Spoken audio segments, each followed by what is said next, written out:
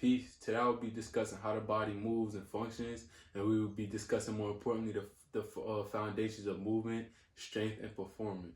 So without much being said, let's hop right straight into it. So first we're going to talk about the skeletal system, right? And so, let me come over here. And so obviously this is the body skeleton. Hey, I ain't gonna lie, this is a rough sketch, but I ain't gonna lie, I low-key did this thing, you hit me like, y'all see this, man? How much detail is in here? You hear me? Y'all see the face though, the skeleton? Man, y'all ain't even paying attention to that. But anyway, peak game, right? So boom, we have the axial skeleton, which is mainly your what? Your skull and your spinal column, okay? So this is mainly for core stability, right? That's your axial skeleton, and the other parts of your body, such as the arm, the legs, the pelvis, the hips, right? All these other parts of your body is considered the appendicular skeleton, right? And this is for movement slash function, right? Which I just named: your arms, your legs, your hips, your pelvis. All these things help with your movement and your function. Whereas the axial skeleton part of your body is mainly for core stability, which is your skull and your spinal column. This is just basically the fundamental understanding of the human skeleton and what it is and how it operates and what parts do what. So now that that's out the way, we're going to hop into the next part. Now we're going to get into the spinal structure. Now before we move on to the spinal structure, I butchered this sketch. Sketch. So I don't want to hear nothing about y'all in the comments about the sketch. Alright, it's about the message. You hear me? Y'all supposed to be listening to the message. So boom, peak, right?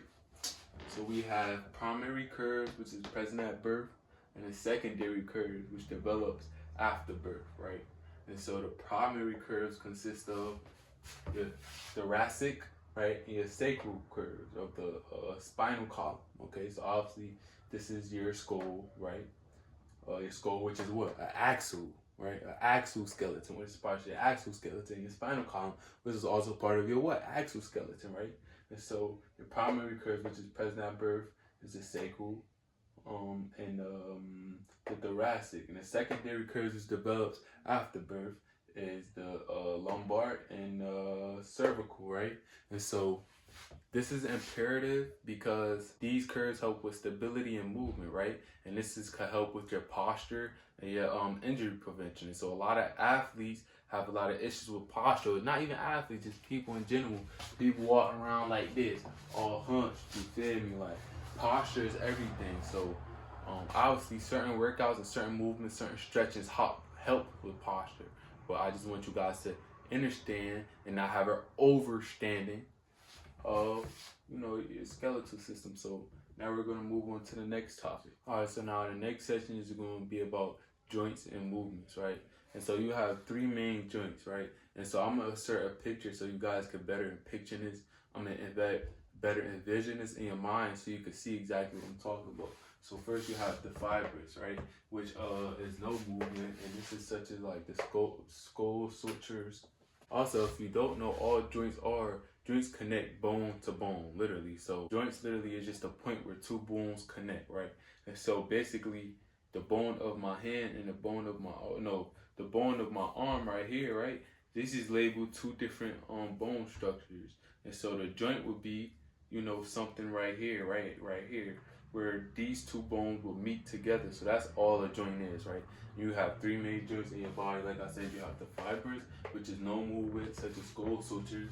You have the cartilaginous, which is limited movement, such as the intervertebral disc, right? And then you have synovial, right? Which is the main, joints that we know of. These is freely moving joints, right?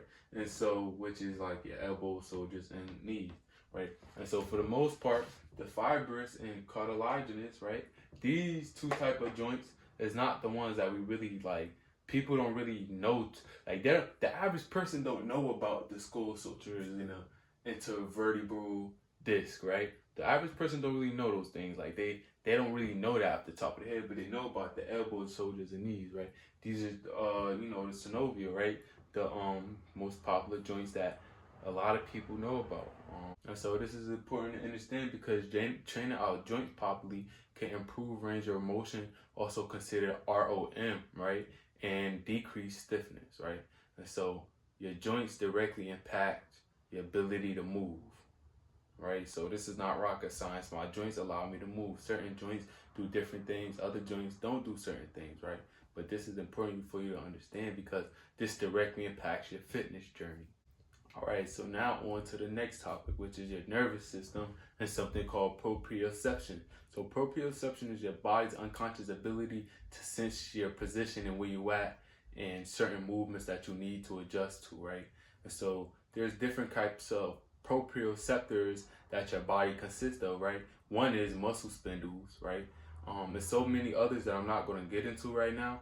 I'll do a more in-depth video if you guys would like. But just know that the nervous system and proprioception going together. So proprioception is just your ability, your unconscious ability to position yourself and know where to move. And so as I say what I need to say, I'm going to just input a picture of the nervous system and proprioception in different pictures so you guys can envision this in your mind. Because me trying to draw it, it's so low-key sophisticated. You feel what I'm saying? So I'm not going to sit here and draw it, but I will put up a picture and I want you guys to listen. The nervous system is basically your body's command center, sending signals for movement and muscle activation. Within this, we have proprioception, right? Which is your body's ability to sense position and movement, which is crucial for coordination and injury prevention, right? So these things, like I said, go hand in hand. And it's imperative for you to understand this because your body literally your body is it's crazy how your body is made in God's image because God made you, right? I feel like God is in all of us, okay? And so your body literally has everything that it needs, not only to heal itself, but to advance itself, right? So you have something called the pineal gland. You have something called your body uses proprioception. It's like these things we should become conscious of. It's like the human body is low-key so complex and sophisticated. It's so many systems, so many things that play out that we don't even know about, you know what I mean? And so imagine if people tap into their true potential. Imagine if people tap into their third eye or what they call your pineal gland, right? If it's not, if your third eye is not closed due to lack of neuromelanin that you contain in your brain. Anyway, that's a whole different discussion, right? But just imagine people truly reaching their true potential. It'd be crazy. It'd be outrageous, right? People use these things to their advantage. But anyway, on to the next topic. All right, so now the next topic is planes of movement, right? So there's three defined columns or what you would consider rows of plane of movement, right? So first we have the sagittal plane, which is the front/backward movements, and this consists of things such as squats, lunges, and bicep curls. Then you have the frontal plane, which is side-to-side movement, and this can be lateral raises or side lunges, right? Then you have transverse plane, which is rotational movement, which could be Russian twists or chest flies, okay? These three planes are important for you to understand and remember when you're working out because it allows you to develop better movement, right? Allow you to create a balanced and functional exercise program that will engage all of your muscles, right? If not all, the majority of your muscles.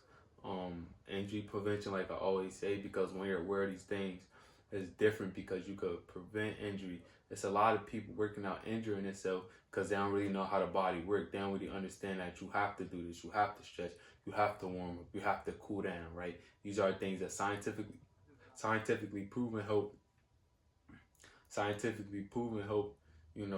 with your workouts, right? And most importantly, it helps your joint movements in all directions, which mimic real life situations and movements, right? Because, real life situation, all kinds of things happen. You're running, you're walking, anything can happen, right? You just want to make sure that you're well prepared, you well understand how your human body works, right? And then now we're going to dive into my next topic, which is muscle fiber types.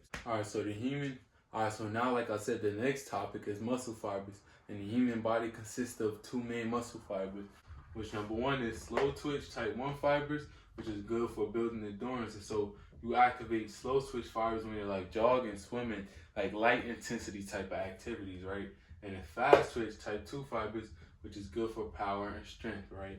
So this is when you're sprinting and weightlifting, you're activating type 2 fibers. And so the more you activate type 2 fibers, the more you get deep into your workout, the more force you have to push. So with type 2 fibers, you're most likely to get fatigued faster, right? You're most likely to be lifting heavier weights, right? And also with fast twitch fibers, you're most likely to utilize less reps but higher weights, right? Slow twitch fibers is mostly like higher reps but lower weight, okay? And so what I've been implementing, what I learned from understanding muscular strength, is that you want to activate your fast twitch fibers. What I was doing at the gym, right? You know, I'm not no pee-wee, you feel me? I got me a little something, something. But when I was doing that at the gym, I was activating my fast twitch fibers, which is good for muscle endurance, right? So the fact that I'm not just a scrawny guy, but I'm not as big as I would want to be, and it's because I wasn't activating fast twitch. What I typically do, I go to the gym, say if I'm on a chest machine, I could do 85, 4 sets of 12. And I just do that. I used to just do it, listen to my music, and I used to just do it again next week. And week after that, I'm like, working out got boring to me because I wasn't doing what? Fast twitch fibers. I wasn't activating fast twitch fibers. So now when I go to the gym, I might start off with 1 set of 12. Then I'm gonna move to what? 100 pounds. I'm gonna do 10 sets of 100. If that's light to me, then I'm gonna move to 115, right? I'm gonna move to 110. I'm gonna move to. You're actually supposed to increase your increments of weights by 5%. But you know when you're at LA Fitness, it increases, if I'm not mistaken, by 15 pounds. So what I'll do typically, I'll just increase the weight at lower reps, right? So now this is what I'm doing. Working out is fun to me more. I'm getting a little bigger. I feel better at the end of my workout because I burnt more energy. I'm a little sore. You want to be a little sore. When you're utilizing fast twitch muscles, you're going to be a little sore, and that's okay. That's actually good. And also, right, so if you want endurance, it's low intensity, slow twitch. Just keep that in mind. If you want power and strength, right, you want to focus on fast twitch, slow movement workouts, okay? Right, and so fast twitch utilizes more hypertrophy, so an increase in muscle fibers. So fast twitch is a way to go endurance. Fast twitch is a way to go strength, power. Slow twitch, endurance.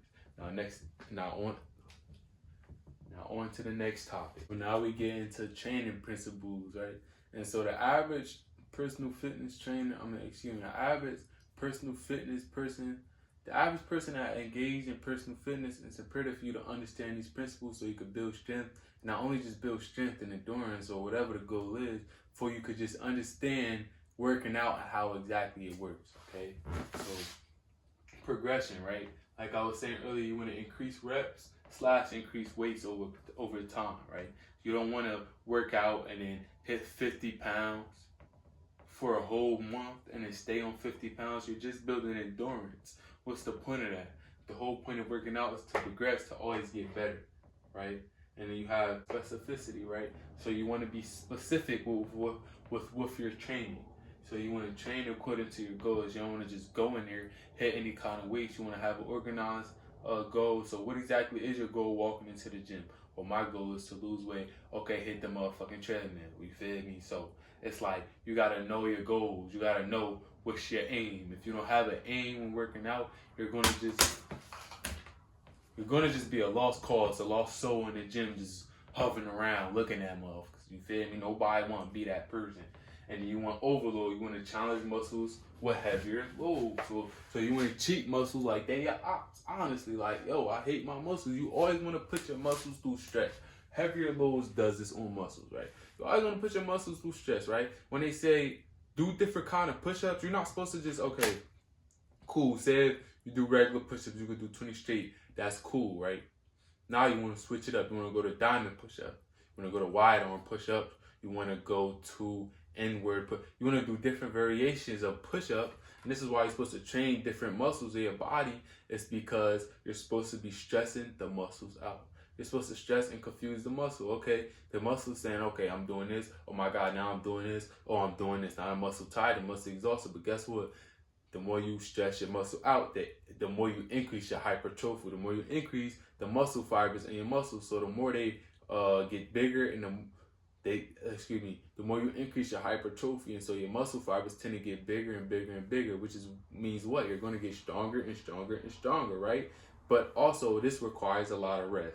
This is where, me personally, I'm lacking in this, bro, because it's like I train my muscles a lot, even with my feet. Like, I ain't gonna lie, like my feet, I be fucking them up because I walk a lot. I do a lot of walking. I get like 5-6 hours of sleep, if that.